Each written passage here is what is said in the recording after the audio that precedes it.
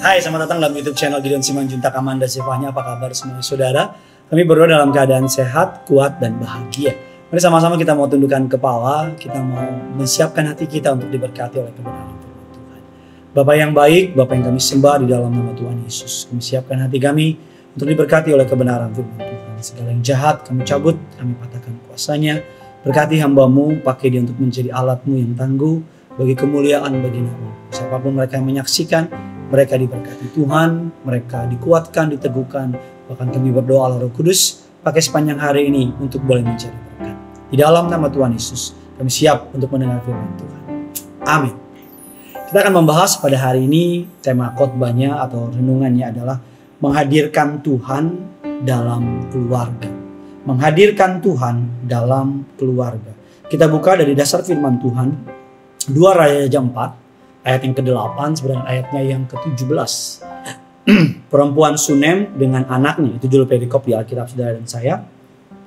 Pada suatu hari Elisa pergi ke Sunem. Di sana tinggal seorang perempuan kaya yang mengundang dia makan. Dan beberapa kali ia dalam perjalanan singgahlah ia ke sana untuk makan. Berkatalah perempuan itu kepada suaminya, sesungguhnya aku sudah tahu bahwa orang yang selalu datang kepada kita itu adalah abdi Allah yang kudus. Baiklah kita membuat sebuah kamar atasnya yang kecil, yang berdinding batu, dan baiklah kita menaruh di sana baginya sebuah tempat tidur, sebuah meja, sebuah kursi, dan sebuah kandil. Maka apabila ia datang kepada kita, ia boleh masuk ke sana. Pada suatu hari datanglah ia ke sana, lalu masuklah ia ke kamar atas dan tidur di sana. Kemudian berkatalah ia kepada Gehazi bujangnya, panggillah perempuan Sunem itu. Lalu dipanggilnyalah perempuan itu dan ia berdiri di depan Gehazi. Ayat 14, Elisa berkata kepada Gehazi, cobalah katakan kepadanya, sesungguhnya engkau telah sangat bersusah-susah seperti ini untuk kami.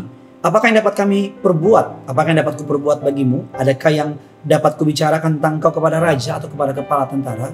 Jawab perempuan itu, aku ini tinggal di tengah-tengah kaumku. Kemudian berkatalah Elisa, apakah yang dapat kuperbuat baginya? Jawab Gehazi, ia tidak mempunyai anak dan suaminya sudah tua. Lalu berkatalah Elisa, panggillah dia. Dan sesudah dipanggilnya, berdirilah perempuan itu di pintu. Berkatalah Elisa, pada waktu seperti ini juga, tahun depan, engkau ini akan mengindong seorang anak laki-laki. Tetapi jawab perempuan itu, janganlah Tuanku ya abdi Allah, janganlah berdusta kepada hamba-Mu ini. Mengandunglah perempuan itu, lalu melahirkan seorang anak laki-laki. Pada waktu seperti itu juga, pada tahun berikutnya, seperti yang dikatakan Elisa. Menghadirkan Tuhan dalam keluarga. Kita mendengar sebuah kisah, ada seorang perempuan wanita Sunem yang membuat ruangan bagi Elisa. Karena dia tidak ingin Elisa hanya numpang lewat. Ia ingin Elisa tinggal lebih lama di dalam rumahnya. Menjadi sebuah presentasi atau representasi bahwa perempuan tersebut memiliki kerinduan yang dalam akan hadirat Allah. Dia ingin bahwa ketika abdi Allah itu datang ke rumahnya bisa tinggal lama. Karena dia percaya abdi Allah itu abdi Allah yang kudus. Dan dia percaya bahwa ketika abdi Allah tinggal di rumahnya, maka hadirat Allah atau presence of God ada di dalam rumahnya. Dikatakan bahwa apa yang akan terjadi ketika hadirat Allah ada dalam kehidupan saudara dan saya. Yang pertama dikatakan bahwa ketika hadirat Allah ada dalam rumah tangga saudara, maka yang akan terjadi dalam rumah tangga saudara selalu akan ada penyediaan ilahi. Allah tidak akan pernah berpangku tangan kepada orang yang selalu rindu dalam hadiratnya. Allah tidak akan pernah membiarkan keluarga yang selalu menyediakan tempat, ruang, waktu, dan memiliki kerinduan yang dalam untuk masuk dalam hadiratnya. Wanita Sunem yang kita baca tadi, dia membuat ruangan bagi Elisa. Bukan karena ia ingin meminta sesuatu atau sebagai balasan apa yang ia telah lakukan, tetapi karena dia merasa kasihan sama Elia karena capek-capek jalan.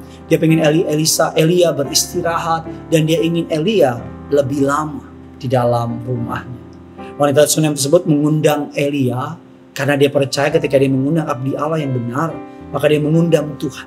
Dia mengundang Tuhan untuk hadir bukan karena membutuhkan sesuatu, tapi dia mengundang abdi Allah itu Tuhan datang karena dia siap. Karena dia siap untuk melayani abdi Allah tersebut. Dia menyediakan sebuah kamar, bersusah payah membangun kamar untuk abdi Allah tersebut agar abdi Allah tersebut bisa menikmati istirahat yang cukup. Dia mengundang Tuhan hadir bukan karena dia membutuhkan sesuatu, Tapi justru karena Tuhan adil, dia percaya bahwa Tuhan siap menyediakan kebutuhan. Dikatakan saudara bahwa Tuhan dapat menyediakan lebih dari apa yang kita doakan. Bagi Dialah yang dapat melakukan jauh lebih banyak dari apa yang kita doakan atau yang kita pikirkan. Seperti ternyata kuasa yang bekerja di dalam kita. Efesus 3 ayat yang ke-20 dan ke-21. Berikutnya, apa yang akan terjadi ketika sebuah rumah tangga tinggal dalam hadirat Allah? Yang pertama, penyediaan ilahi. Elia bertanya kepada perempuan itu, apakah yang akan kuperbuat kepadamu? Artinya ketika ada hadirat Allah dalam rumah tangga kita, dalam kehidupan kita, maka apa yang saudara rindukan, Tuhan pasti sediakan. Yang kedua, apa yang terjadi ketika dalam sebuah rumah tangga atau sebuah keluarga ada hadirat Allah? Yang akan terjadi yang kedua adalah akan terjadi mukjizat ilahi. Hadirat Allah adalah magnet untuk berkatnya. Hadirat Allah adalah magnet untuk mukjizatnya. Hadirat Allah adalah kunci untuk meraih segala yang terbaik dalam hidup ini. Hadirat berbicara mengenai kedekatan. Kalau kita dekat sama orang yang berkuasa, maka dengan mudahnya ketika orang tersebut disukakan hatinya, maka apa yang kita perlukan, orang tersebut akan menyediakan. Apalagi kalau kita dekat dengan pencipta kalik langit dan bumi. Anak dari perempuan Sunem tersebut kita baca meninggal. Tapi kemudian Elisa berdoa dan mukjizat terjadi. Yaitu anak itu bangkit kembali. 2 Raja-Raja 4 ayat 32-35. Allah yang membangkitkan Kristus, Allah yang membangkitkan Kristus di antara orang mati, juga membangkitkan setiap saudara dan saya. Dapat membangkitkan kehidupanmu, dapat membangkitkan apapun. Allah yang selalu hadir dalam sebuah rumah tangga. Allah yang ada dalam sebuah keluarga bisa membangkitkan apa yang mati dalam hidupmu. Mampu mengembalikan atau membalikan keadaan dalam hidupmu. Pikirkan ketika Elisa datang kepada perempuan tersebut mendapatkan apa yang dia inginkan. Kerinduannya dijawab oleh Tuhan, bahkan mukjizat terjadi dalam kehidupannya. Berikutnya, apa yang akan terjadi ketika sebuah keluarga tinggal dalam hadirat Allah? Dikatakan tuntunan dan perlindungan ilahi. Melihat yang pertama ada penyediaan ilahi, yang kedua ada mukjizat ilahi, dan yang ketiga akan ada tuntunan dan perlindungan ilahi. Perempuan Sunem beserta keluarganya mendapat tuntunan dari Tuhan untuk meninggalkan kotanya agar selamat dari bencana yang melanda kota tersebut. Dalam 2 Raja 8 ayatnya yang pertama. Saat Tuhan hadir dalam hidup kita, dalam keluarga kita akan mendapat hikmat untuk mengambil keputusan-keputusan yang penting, dan Tuhan akan melindungi kita dari bencana. Firman Allah Keluaran 33, 15-16. Berkatalah Musa kepadanya, jikalau engkau sendiri tidak membimbing kami, janganlah suruh kami berangkat dari sini. Dari manakah gerangan akan diketahui bahwa aku telah mendapat kasih karunia di hadapanmu, yakni aku dengan umatmu. Bukankah karena engkau berjalan bersama-sama dengan kami, sehingga aku dengan umat ini dibedakan dari segala yang ada di muka bumi ini. Ketika hadirat Allah ada di dalam keluarga saudara dan saya, maka saudara dan saya akan melihat berkat-berkatnya, penyediaan ilahi, mukjizat ilahi, dan Alkitab katakan tadi saudara yang terakhir, saudara akan melihat tuntunan dan perlindungan ilahi. Perempuan Sunem tersebut kita baca dalam Alkitab membuat ruangan bagi Elisa dengan sungguh-sungguh. Bicara mengenai waktu, bicara mengenai biaya yang tidak sedikit, bahan-bahan yang terbaik, segala yang terbaik harta yang dimiliki perempuan Sunem tersebut dipersembahkan untuk membuat abdi Allah yang kudus itu nyaman, bisa beristirahat dengan baik. Mari sediakan mesbah keluarga, sediakan mesbah doa dalam setiap rumah tangga saudara, dalam setiap keluarga saudara, agar bukan hanya yang terbaik Tuhan berikan, tapi Tuhan itu sendiri sumber dari segala yang baik tinggal di dalam saudara dan saya. Menghadirkan Tuhan dalam keluarga, dalam bisnis, dalam perusahaan. Saudara perlu merawatnya dan menyediakan waktu secara khusus, konsisten menyediakan waktu secara khusus bersama dengan suami, istri, dan anak-anak, menyediakan waktu untuk membangun mesbah keluarga, menjaga kekudusan hidup dan keluarga, dan melayani sesama anggota keluarga. Saya percaya hadirat Allah adalah surga bagi setiap saudara dan saya. Hadirat Allah sama seperti air bagi ikan, tanah bagi tumbuhan, dan Tuhan bagi manusia. Jikalau ikan diambil atau air diambil dari ikan, air tetap air. Tapi jikalau ikan diambil dari air, ikan akan mati. Jikalau tanah diambil dari tumbuhan, tanah tetap tanah. Tapi jikalau tumbuhan diambil dari tanah, tumbuhan akan mati. Jikalau Tuhan tanpa manusia, Tuhan tetap Tuhan. Tapi jikalau manusia tanpa Tuhan, manusia hanya dipertahankan. Bagikan kabar baik ini kepada orang-orang yang saudara kasihi, agar bukan hanya saudara yang diberkati, tapi orang-orang di luar sana juga bisa diberkati. Menghadirkan hadirat Allah dalam keluarga. Tulis kolom komentar di bawah bagaimana firman Tuhan ini memberkati saudara. Saya berdoa dan punya surga crazy in love with you. Mari sama-sama kita siapkan hati kita.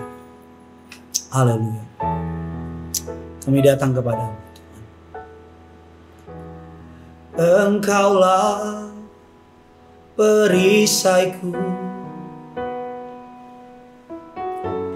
saat badai hidup menerpaku.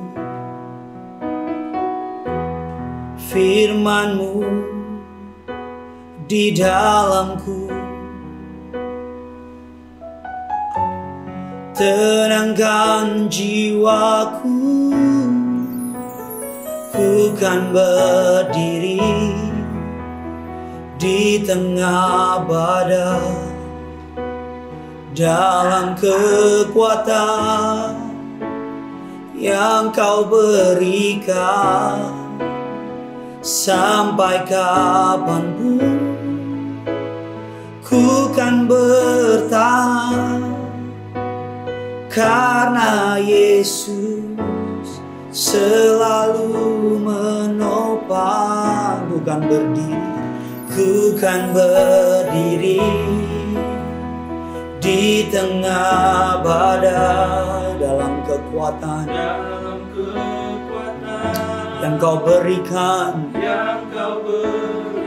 sampai kapanpun, kami akan bertahan, karena Yesus selalu mengukuhkan berdiri.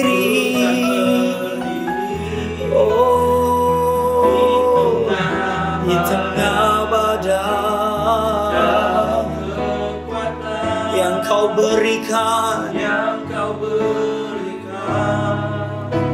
sampai kapanpun ku kan bertahan, karena Yesus selalu menolong. Sampai kapanpun, sampai kapanpun ku kan bertahan, karena Yesus selalu menopang hidup.